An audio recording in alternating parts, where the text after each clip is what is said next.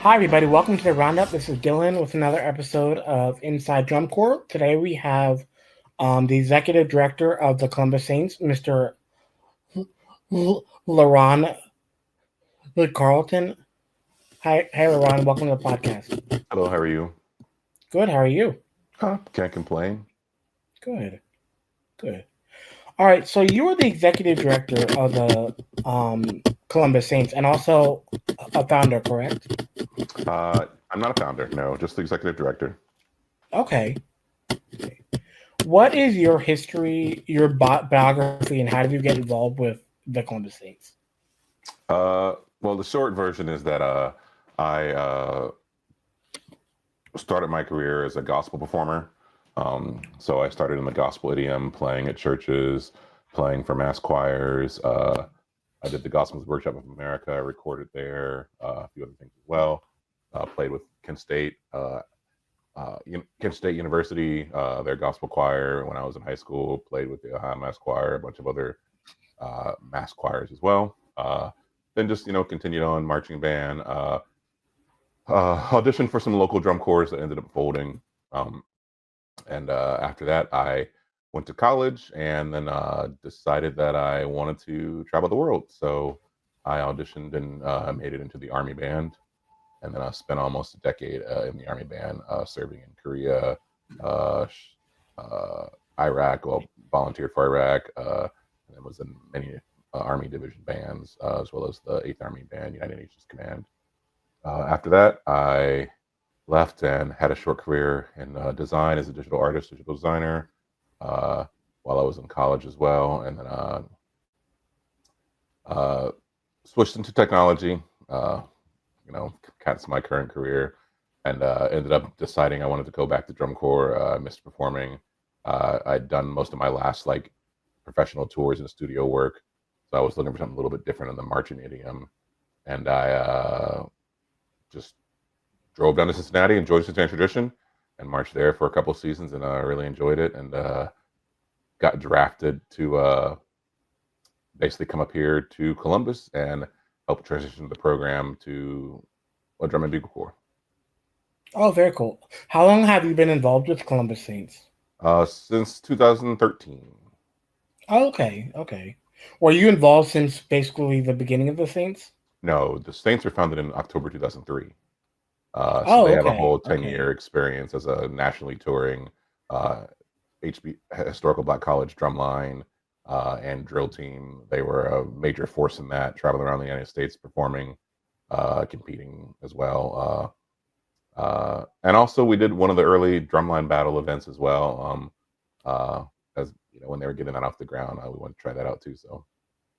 Okay. So, the Corps joined DCA back in 2013, or what year was that? So the Corps joined DCA in 2018. 2018. Okay. Yes. Okay. Alrighty. Can you share a little bit of history of the Columbus Saints more than expound on more than what you said? Sure. So our founder and CEO is Marshall Cheatham. He was a social worker, substitute teacher, public speaker, and just a community leader. He's just been out in the community. He's won multiple awards for just youth development, youth outreach, social justice, etc. And his whole thing was he had marched in a drum corps in Chicago called the St. Andrews Hornets, on the west side of Chicago, or the Henry Horner Hornets, led by a great man named Major Adams. And just it was such a big component of the kids that were at the Boys and Girls Club, that lived in the high-rise projects, and it changed their lives. And so he marched that. It was a great experience for him. He ended up going to college. He was one of the first African American football players at Vanderbilt University, and then eventually went on transferred out of Vanderbilt after a couple of years to Tennessee State. Wanted to get the HBCU experience, and then graduated from Tennessee State. Just working in Chicago and Columbus for years, and then the movie Drumline came out. And once the movie Drumline came out, he kind of noticed that these kids were really responding to it, and he was like, "Well, I got to do something." So he'll tell you the story. Basically, 6 kids on a picnic table is basically how it started. He went to his pastor and said, "What do I do?" The pastor more or less said, "If you build it, they will come." And Oh, very cool. so 6 kids, including his daughter, on a picnic table, and that's how it started. And basically from there, they borrowed, begged, and did whatever. They got drums. And it rapidly expanded. It went from 6 kids to at most about 60, 65. And they just Oh, had these really? giant Okay. these giant drum lines and drill teams in the HBCU style. And they were just huge.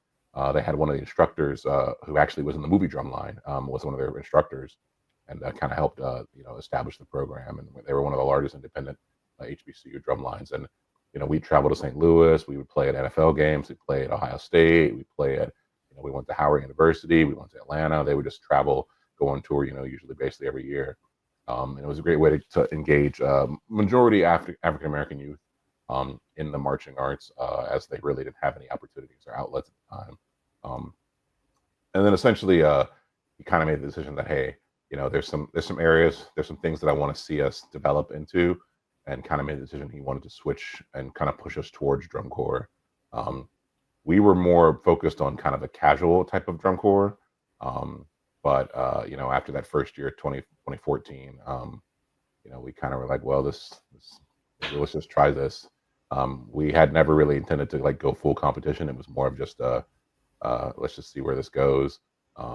We were one of the first groups to do sound sport, Okay. and did sound sport for 2014, 2015, and then 2016. And then at the recommendation of DCI, we actually applied for DCI Open Class and went through the evaluation process in 2017, but were not approved.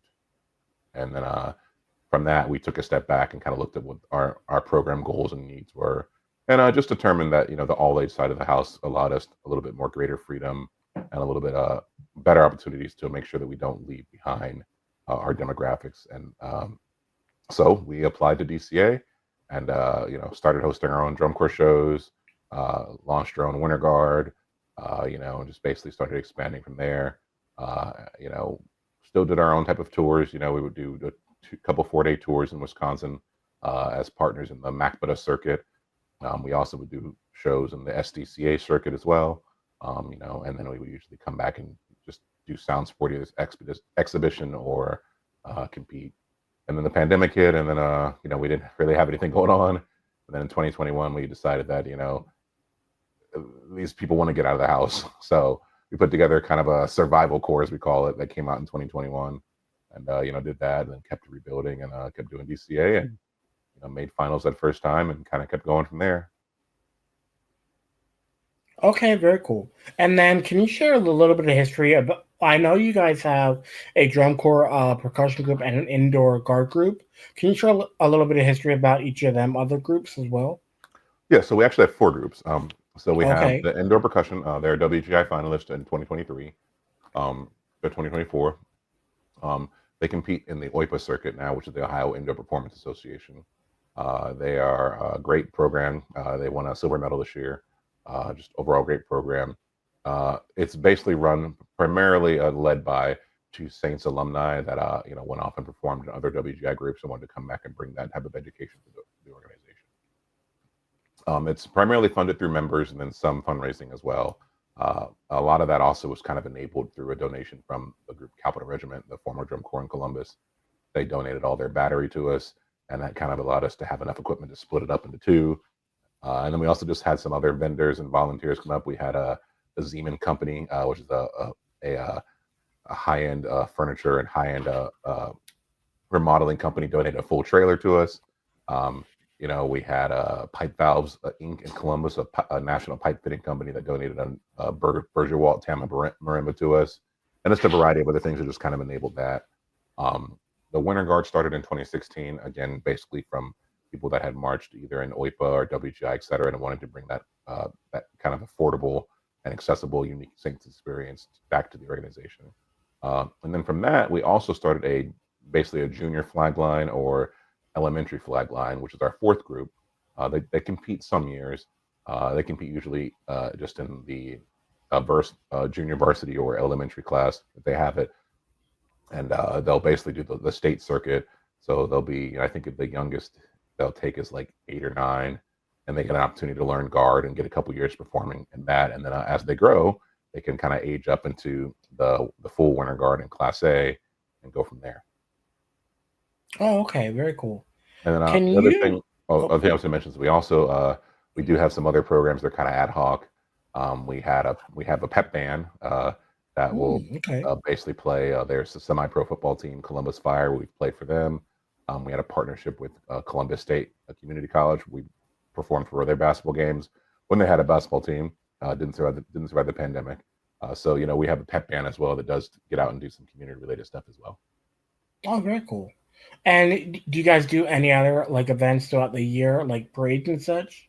Yes. So part of what our organization is required, we're actually required to do community events throughout the year. It's part Oh, of our mission. So a lot of oh, times very cool. we Okay. actually go on tour during the summer. We actually will put on clinics wherever we go because it's kind of it's a required part of our mission. The Oh, idea is okay. that you're taking the activity, the marching arts, and you're spreading it with other people.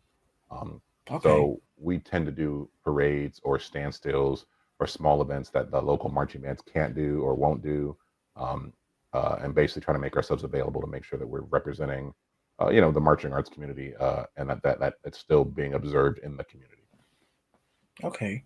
Can you share some of the mission and goals of the Columbus Saints? Yes. I will say the short answer is that we essentially focus on just providing an affordable marching arts experience. Um, our basic premise is that there are many barriers in place today that make the activity and the experience not accessible for people. And we work to basically remove those. And we do that, number one, by cost. We provide one of the lowest, if not the lowest, I think the governor might be the second, might be close, um, lowest priced experience, not only for a WGI finalist, but also for a DCA/DCI All Age finalist. Last year was $600 for the core. This year it's 800. We unfortunately had to raise our fees to accommodate the change in tour, which was a challenge. And then our indoor programs usually cost between $600 to $800. So you can conceivably march a full year, do multiple years, and barely spend $1,500 to $1,600 at most. Um, so part of our mission is basically making sure that there are no obstacles to people participating. We also work to build community bonds. So we have a very strong community network. You can be a member of any of our programs and then earn up to $10,000 in scholarships to attend a private liberal arts school, Wilberforce University, which is a historical Black college. Oh, So we've wow. had Okay. members that have been a part of the core or indoor program and then gone to Wilberforce and marched there and pursued their education at no cost. Um, we also provide opportunities to skill build where you can come and learn a certain skill. We may have relationships with other organizations. We can send you there. Some people maybe want to cut their teeth teaching, so we partner with local schools, and we will pay them to go teach at a school for band camp. Schools can afford it. Just things like that. So our general overall, uh, I say our overarching practical mission is to improve the accessibility and access and inclusion in the marching arts, and then also promote just a combination of diversity, equity, and inclusion. It's not just race Okay. based; it's gender based. It's also income based too.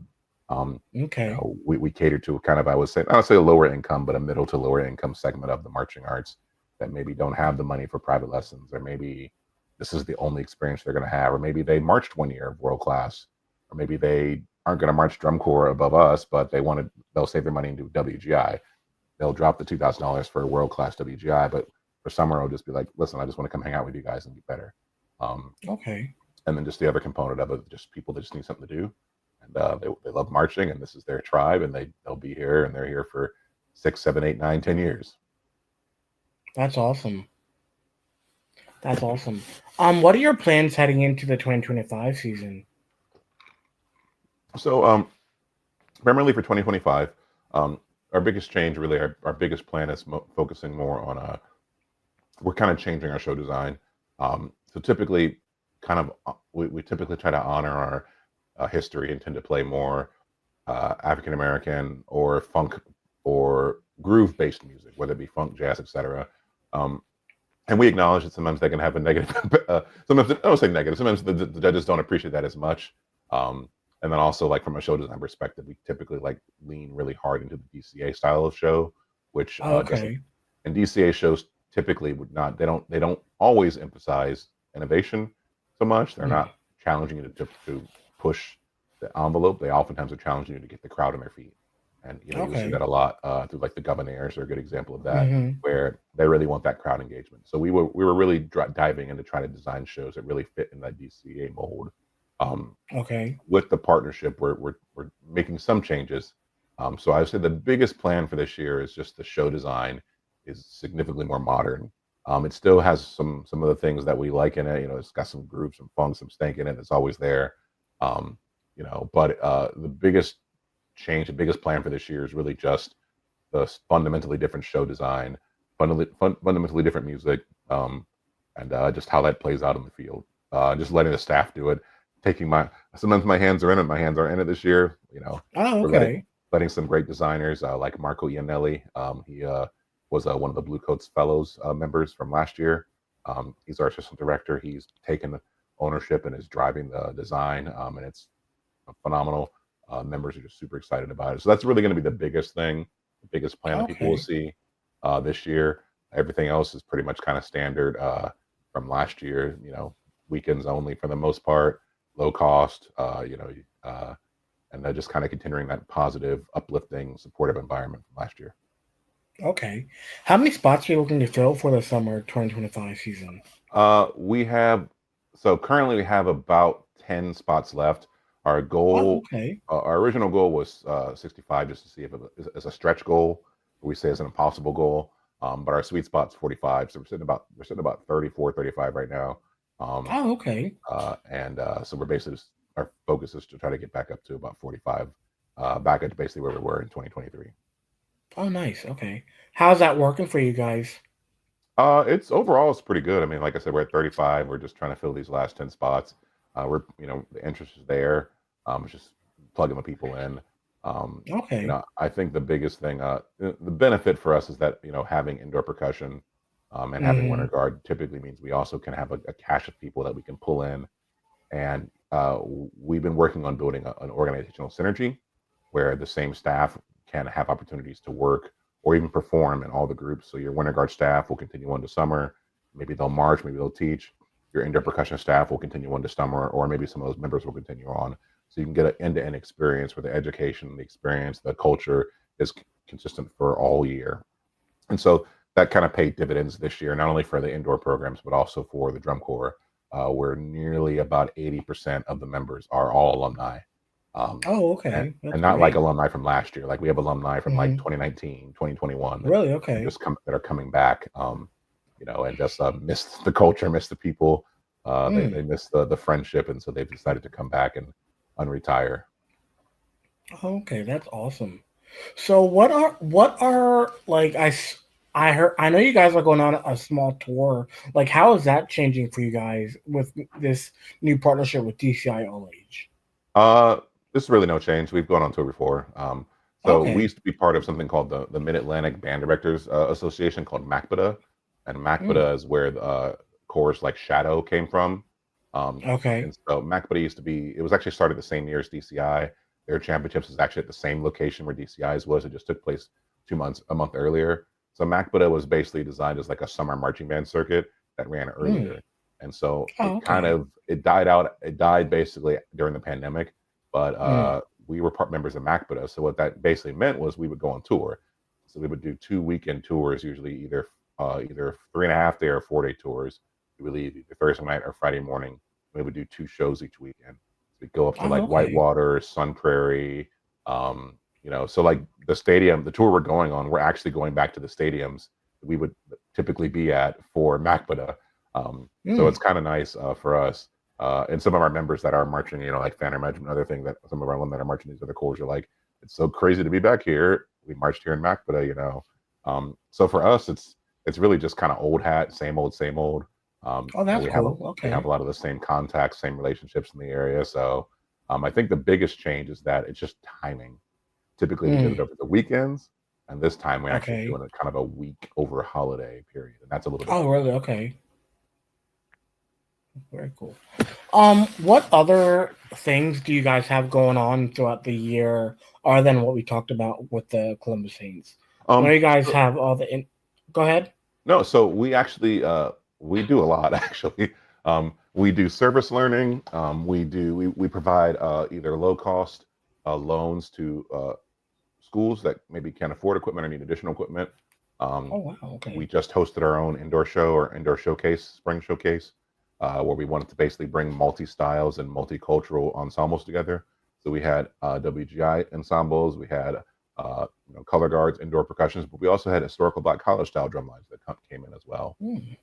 We Nice. also sometimes will take the core to historical Black college events, gym battles, etc., or homecomings. We'll take them there and perform there as well during the off season. Other things we do, we have a partnership with a couple local churches, which provides for free facilities for us. So we don't really pay for facilities. And part of that may be that we come and play for some of their big events. Maybe we come and do service learning there, scoop some mulch, do something else. Other times it just means that we'll do things like free lessons, like we're organizing free lessons right now, group lessons at one of the local churches. So students in the area that maybe can't afford that have an opportunity to come and learn from music students from some of the local conservatories, et cetera, that are in our program. Um, Kind of our way to give back. We also have the Saints Cadets, which is kind of our Saints junior flag line. They're running a summer session as well. So that if you want to learn flag line, it's an opportunity to learn with the church that we're working with. And they usually actually go perform at like some of the Blue Coats ensembles and things like that. So we're always doing something. Our thing is that we always have to be engaged in our community. We have to be investing in our community because if we're not giving back, if we're not being engaged, then it's not to us. It's not really what truly what drum corps is. That is not truly Hmm. what our organization is. Okay. So you guys really like to give back to the community, and that's really cool because I don't think many drum corps do what you guys do, like giving lessons to the community. And like, do you guys give like just what kind of lessons do you guys give? So last time we did group lessons, we partnered with the Boys and Girls Club, and we had members of the Ohio State Marching Band and Ooh, okay. members of the one of the local WGI percussion groups, Galaxy Percussion, come and give basically group lessons. So the two primary concerns are number one, we don't want to take money out of anyone else's pocket. So if you're someone that gives private lessons, we're not offering private lessons. We're offering group lessons. It's very different, Okay. and group lessons are more generalized. So Hmm. we're not going to replicate the experience you would get paying for private lessons. We're replicating maybe what like a small sectional would be like. Um, and it's just things like, well, we'll go through the method book and we'll work on certain things. So you're making progress, but it's kind of that whole, like, if you think back to the one room school concept, uh, it's you're in there for 45 minutes, maybe 10 minutes is going to be focused on them, 15 minutes is on them, 10's on there, and we're all going to work together to play certain things. That's kind of how it is. So it's an Okay. opportunity for people to come and kind of get that experience. And we knew there was a value there because we had families that were living an hour and 10 minutes away that were driving Wow. their kids into Columbus to come here because they said the $10 I'll spend on gas is better than the $135 I would pay for private lessons, which I can't afford. So at least they're getting something. And, as they progress higher and higher, maybe my financial situation will change and I then will get private lessons. So we were really Hmm. focusing on serving a component of the marching market that really is kind of left behind. And that's not all we do, but that is a component of what we do. Is that, as Marshall says, he doesn't care if you show up in a Porsche or if you take the bus to get to rehearsal. When we put the uniform on, we get together. It's all the same thing.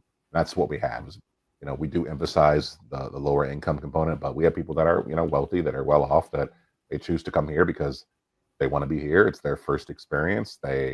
Or maybe it's just what they like. So it's kind of it's a full circle component of it. It feeds into everything we do. You have to give back. If you don't give back, then what's the purpose for us at least? Exactly. Exactly. What areas are you pulling the members from? Like how far out of the Columbus area? So the farthest, so this year is actually our farthest. We have a member from Texas and we have a member from Georgia Really? that fly up or Wow. drive up. So the Texas member, he's older, he's an all age member, and he basically his value add was, I looked at the other cores, I love what they do, but I saw what you did, I saw your values, could go back 10, 15 years and see that you guys are consistent. It's not just talk, it's real. And Mm-hmm. he said, I kind of just need that. So he flies up. twice a month, and he's you know he Jeez.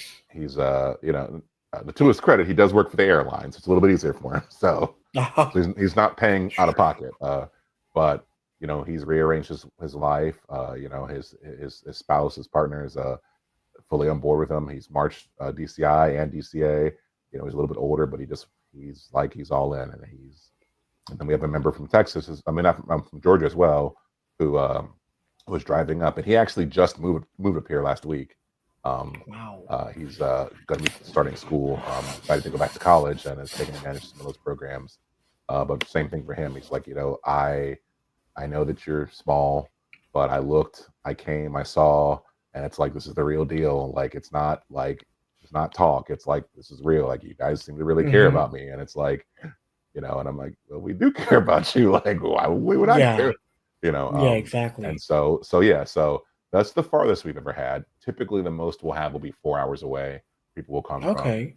West Virginia, Kentucky, Indianapolis, and Michigan. 4 hours is Mm. typically the limit most of the time. And for them, it's the value. It's even with the added transportation, the flat fee of $800 or $600 is just so much more affordable than anyone else Hmm. that they'll do 1 or 2 years, sometimes more, and then they'll move on. So Okay. What are some of the biggest challenges you guys are facing moving into the 2025 season? um, I think our biggest thing is obviously making sure we have enough members. We're pretty close, so 40 is the minimum. So we'll hit it. Just making sure that Okay. Good. we have them early season. We Awesome. sadly typically add people a little bit later, partially because of WGI. We're just really pushing Mm. just to make sure we have them earlier. I said the other Oh, real okay. big things are volunteers. We don't really have a strong volunteer base. It's pretty minimal. Oh, So okay. we just need more volunteers. We don't really have a lot right now. It's a struggle. I would say other things also are just honestly, like general logistical stuff. We just need help with people like driving stuff. If you live locally, Mm. literally picking the trailer up and moving it. It's not super difficult. We have a truck. We have stuff that's donated. You can do it with that. And just general maintenance, honestly, is the little things. And then other things that are money. But I would tell you that we're pretty we reached sustainability in 2021 Oh, for the most good. part. So we're a cash only nonprofit. We don't buy stuff on credit. We don't do any of that. We buy it outright, or we do like seller financed related things. So we're very fortunate. So our organizational budget is only $75,000. Um, How much? so 75,000. Really? Yeah. How do you So guys manage that with $75,000 budget? Well, number one, we own everything. So, like I said, we don't buy anything; we own it all. So, every instrument, everything we have, we own. Um, Okay. we have a large in kind support level of support. So, facilities, we don't pay for facilities at all. Um, if we do, it's barely $1,000, $2,000 a year, Really? and that's Okay. been consistent for the last 22 years. There's only been 1 year, 2017, when we basically had to pay for facilities. Mm. So, and when we do pay, it's really like $50, $150. Um, Okay. so good examples. We just had our showcase, indoor showcase, and Hmm. we partnered with the school, and we only paid for the security and the staff, so it was $600. So Wow. we didn't pay the facilities costs, we didn't pay anything like that. And we offered it for $5. Come watch for $5. Come see Nice. WGI level groups and HBCU groups for $5. You know, we hosted a drum corps show for a couple years. For 2 of the years, we didn't pay for facilities; we just paid for the security and everything. The schools hosted it um, because it was an opportunity for their students to be there. We didn't take concessions; we just took the ticket prices to cover it. They take concessions; they're making money, we're making money. Um, or we'll do things like we'll offer clinics. We'll go and we'll say, "Hey, it's open. Come watch." And maybe we'll take an hour out of rehearsal and say, "Hey, come be with this drum line. Come learn from this staff member, this person that maybe marched the Blue Coats, or as a music student, or maybe marched Blue Stars or Glassman. Like you deserve to learn from them too." Uh, you know. Hmm. So a lot of things that we'll do is Mr. Cheatham says we sing for our meal. Is that he kind of likes to describe it. So we form long-standing partnerships with churches, community centers, campgrounds, nonprofits. We really just don't pay a lot of money for facilities, and Oh, okay. that extends the tour. Like we're going on tour this year, and we've already kind of lined up some of our facilities, and we're paying like 250 for Really? That is uh, incredible. Wow. so that's really just it. It's facilities. We're able to zero out that line item for facilities. Fuel, we're usually able to balance through partially donations, gift cards, and some other things. Um, we really are bad at running fundraisers. Some of them, honestly, we don't do that Oh, many. okay. We do maybe like we do like fan pledge, fan raise, I think is what it is. That's probably the big one we do, but like we're not really good at doing them. We just don't have the staff to do it, so we just do very low level ones, online ones only. Um, Hmm. and the other thing was we do is also we will sometimes sell and refurbish instruments, so that does help as well. We have board members that are own music stores or like are in the community. And we have some board members that are relatively wealthy that donate quite a bit and kind of balance things out as well. Um, so it ends up just being it works. I mean we've kind of figured out the formula that works for us, and we know that we can't go too far around it. So the negatives, I mean, to be honest, the negatives are sometimes the equipment's a little older than what you liked, right? We were one of the last courses still played G bugles, so we played G bugles into the 2019 season. You know, Okay. that was because we just couldn't afford other instruments, but the Mm-hmm. Connecticut Hurricanes gave us a great deal on G bugles, and enough that we were able to sell our G bugles to Philippines and make a profit. Uh, so just things like that. And we've just been very fortunate. Like I said, all of our trailers have been donated. Our truck was donated. Our current battery and everything, both of them have been donated. Marimbas have been donated. People they just see you and they see that you're actually out there doing stuff, and and they'll do it. And the marimba's a perfect example. I'll tell you that short story. Yeah, I got an email out of the blue like, hey, I have a marimba. It's been in my house for this many years. My daughter used it. She's going to music school, but she doesn't play it anymore. It's really just been in the house. Like, okay. He's like, and I have a harp. And I'm like, well, we don't need a harp, but I can use a marimba. And so, we go over to pick it up, and he's moved it downstairs. And we're like, so if you don't mind asking, how'd you find out? Well, I was neighbors with a family called the Abbott family. Great family. Ellie Abbott is a young woman. She's at Northwestern getting her master's in trombone. We were her first drum corps experience. Uh, she marched Blue Stars. She was the youngest soloist in Blue Stars world class history. If you watch the Call of the Wild show, she was the young lady on top with the baritone at the top of the Okay. scaffolding. She marched with us in 2017 on a G bugle, and then goes to march Blue Stars for 2 years. She marched Blue Coats as well. So phenomenal musician. But the guy was like, yeah, they live around the corner, and they told me that their daughter marched in the Saints, and I looked you guys up, and you seem legit. And I saw you at the Dublin parade, so I just figured you probably get more use out of them than we would. And we're like, okay. And I was like, do you want anything? It's like, just mention my company, Pipe Valves Inc. If you need it, pipevalvesinc.com. And that's it. He didn't want anything else, and this is in 2023. And this young lady marched in 2017, right? Wow. So that's 6 years later. The time that she had, and she was phenomenal. And I mean, I'll be honest, like she didn't maybe she needed the Columbus Saints for confidence, not for Mm. ability. She needed confidence, and Okay. that was a great year for us. Our brass captain was Brian Warfield, who's the brass captain at Mandarins right now. He was on Oh, staff with us for wow. a couple of years, so for her it was great just to get that learning experience. But it was a confidence thing too, being 15, 16, and then being told that you're going to play a solo, and you're at these stadiums and everything, and then you're like, oh wow, Mm-hmm. it builds that confidence. So uh, it's just an example of like how these things kind of just work for us. We, uh, you know, as Marshall says, if you do for the community does for you. So that's basically how we make it work. We could always do better. More money would be better. um, you know, um, I would say our biggest needs really this year, like I said, our logistics. We definitely need, we need, a truck driver. We also need mechanics. We have stuff that Mm, just needs okay. worked on that we're more than fine working with it. It's old. We just need someone to, fix an axle, change some tires. Like that's really it. The money helps too. We have some great donors. But a lot of it's just blood, sweat, and tears. Like money can solve a lot of stuff. But sometimes you just need somebody to be there for 8 hours and work on something, and we'll work on it with you. We'll send people down to work on it with you. We just need someone to, Mm-hmm.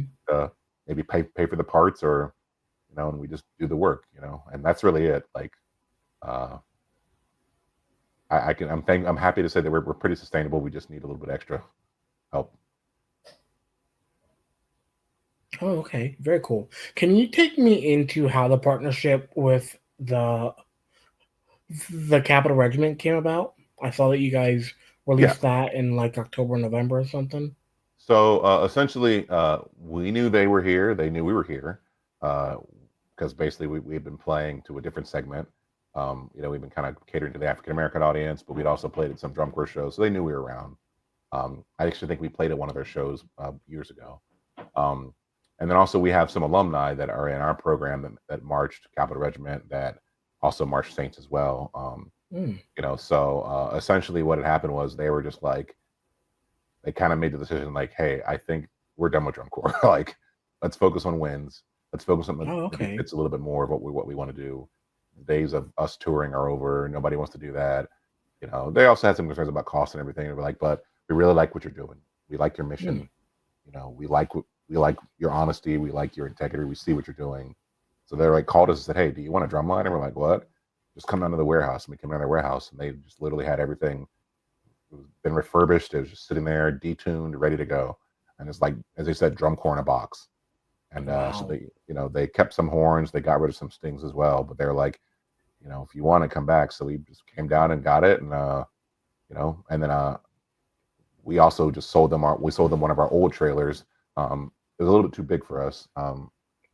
Uh, and sold it to them for, really like half, half, if not 60% below market value. That's And not then for bad. them, they were looking for facilities. And as I mentioned, we have a really good relationship locally. So we basically gave them Hmm. access to part of our facilities list and connected them with a Wow. nonprofit in town that gave them a great rate for kind of permanent facilities. And they negotiated their own kind of partnership with that school as well. Oh, nice. Were they in competition this year, or didn't they have enough people for this? They sadly decided they were not making the progress they were for WGI wins, but we hope they Oh, come out okay. next year. We've kind of been talking to Nice. them a little bit. We're hoping to see if we can help them come out next year. We kind of think it's an audience thing, Oh, okay. uh, just kind of finding the right audience in Columbus. It's a little bit different Mm, than other places. So, but we think it's viable. We'd love to have, you know, a WGI wins group that's permanently stationed in Columbus, and that'd be pretty cool. yeah. You were at the percussion finals this week. How was that last weekend? So I didn't go to finals this past week. I was in the orbit doing stuff in the background. Oh, I got you. Okay.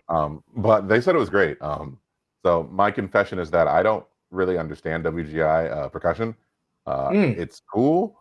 I watch it. I have no idea what's going on. It like just it literally doesn't do anything for me. Oh, But okay. it's cool. Like the members enjoy it. So Yeah. for me, I would say part of what brings me joy is watching other people on their journey and finding how music can empower them. So I love watching them Hmm. do it. I don't know what's happening, but you know. Yeah. So, what are ways that people can get involved with Columbus Saints? Um, well, uh, the easiest way is number one, we do have some things that can be done online. Right now we're discussing, we're focusing on a project to basically do a web migration and a web page upgrade. We haven't Mm, changed our web page theme wise since 2013, so we're looking to do that this year. okay. We have some technical skills. We could use some help on that. We also are looking for some social media managers. We're kind of in the process of unifying a lot of our functions behind the scenes. So social media marketing, we could use some help with that as well. Um, I mean, if you're a video editor, that's helpful as well. If you want to build your portfolio, needs help with that. If you're local, like I said, if you're more local, even if you're not local, if you're a couple hours away and want to come up for a day, uh, we need help with maintenance. And it may seem minor to you, but brakes, shocks, installing a stereo in our truck, replacing doors on the trailer, putting fenders on there may seem easy to you, but I'm a techie, so to me, I got a limit on what I can do. But even something like that is huge. And then also for for tour, I think we could use a little bit of help with just some of the food, et cetera, on tour. Maybe one or two volunteers, but um, the biggest thing is we just need help, not just like day of, but also just kind of during the week.